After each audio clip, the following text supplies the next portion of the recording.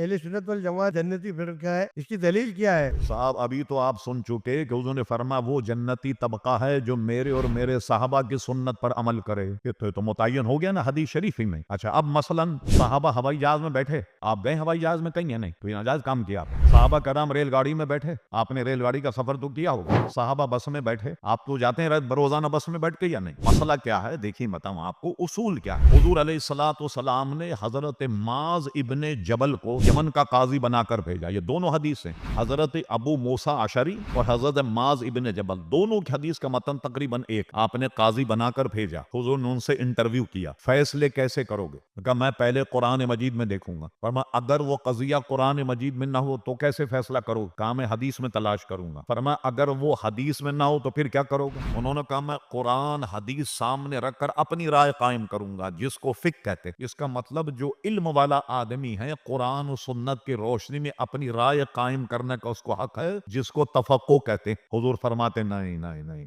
اگر قرآن میں مسئلہ نظر آئے تب تو جواب دینا، حدیث میں تب جواب دیں. اور اگر کوئی قضیہ ایسا ہے کہ جس کا قرآن حدیث میں ذکر نہیں تو ان کو بھیج دینا، کہنا جاؤ بھی ہمارے پاس فیصلہ نہیں. تو پھر تو اسلام مکمل نہیں ہوا. حضور علیہ السلام جب یہ سنا کہ میں قرآن و سنت کو سامنے رکھ کر اپنی رائے قائم کروں گا، میں کہا اللہ تبارک و تعالی تیرا شکر میں ادا کرتا ہوں کہ تو نے میری امت میں ایسے بندے پیدا فرما. تو اس کو کہتے ہیں تفقہ. سمجھے؟ حالات کو دیکھ کر.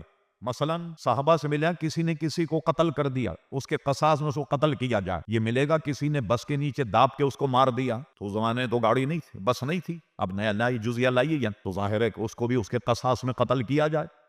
تو یہ ساری چیزیں جو ہیں علم و فضل سامنے رکھنے کے بعد علماء نے مسائل کی تخریج کی کہ ایسا ہو تو کیا حکم ہے، ایسا ہو تو کیا حکم ہے. شبلی جو سنی حنفی نہیں تھا، ایک مورخ ہے، وہ اپنی کتاب النعمان میں لکھتا ہے کہ امام اعظم ابو حنیفہ نے جب دیکھا سلطنت عباسیہ کہ سلطنت اسلامی بڑھتی جا رہی ہے، ساری دنیا پر اسلام آ جائے گا، یہ مسئلہ بھی ہو سکتا ہے. امام اعظم نے اپنے اصحاب کو 11 لاکھ مسائل املا کرائے. سلطان اورنگزیب عالمگیر رحمت اللہ علیہ 500 علماء کی اسمبلی بنائی، جس کے سربراہ تھے حضرت اللہ مولانا نظام الدین رحمت اللہ علیہ. ایک ایک مسئلے پر ڈسکس ہوتی اور وہ لکھا جاتا. پوری 8 جلدوں میں فتاوی عالمگیری موجود ہے کہ اگر کوئی مسئلہ پیش ہو تو قاضی کیا فیصلہ کرے گا. یہ ساری چیزیں الحمدللہ ہم سے پہلے علماء نے لکھ دیا. ہمیں تو پکی پکائی تازہ روٹی مل گئی بھائی کہ کوئی بھی مقدمہ پیش ہو تو عالم کتاب کو دیکھ کر کے فیصلہ لکھ دیا کرتا. حضور علیہ السلام کے زمانے سے یہ طبقہ چلا آ رہا. ورنہ آپ بولیے اہل حدیث یہ بھی ایک فرقہ ہے یا نہیں؟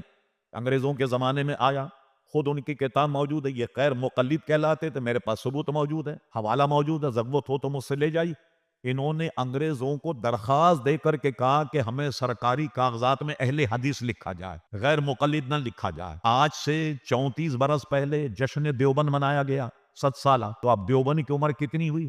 134 سال. ہم اہل سنت و جماعت الحمدللہ صحابہ کرام علیہم رضوان سے اب تک چلے آ رہے ہیں. اور ایک بات، جتنے غوث اقطاب ہیں آپ ان کی سیرت پڑھ لیں. یہ کون تھے؟ یہ وہابی تھے، دیوبندی تھے، غیر مقلد تھے، کون تھے؟ یہ سب کے سب سنی تھے. ان کے ملفوظات پڑھ لیجئے باپ. تو جن کے پاس اتنے گویا اولیاء کرام موجود ہیں، کوئی اپنے آپ کو کہے کہ بھئی ہم حق پہ ہیں، تو ذرا اپنے علماء کی کوئی سیرت کی کتاب دکھا دو، کتاب الکرامات ہی دکھا دو اپنی. لوگوں نے جمع ہو کے کتاب چھاپی، اس کا نام رکھا عجائبات علماء دیوبند. مگر جہاں کشف و کرامت کا معاملہ آئے گا تو ہمارے مذہب کا سہارا لیا جاتا. یہ کشف و کرامت تو ہماری مذہب میں ہے نا، دوسرے مذہب میں تو نہیں. تو اس لیے ہمیں اپنے اہل سنت ہونے پر ایک رتی برابر بھی شبہ نہیں ہے کہ ہم لوگ حق پہ نہیں. الحمدللہ.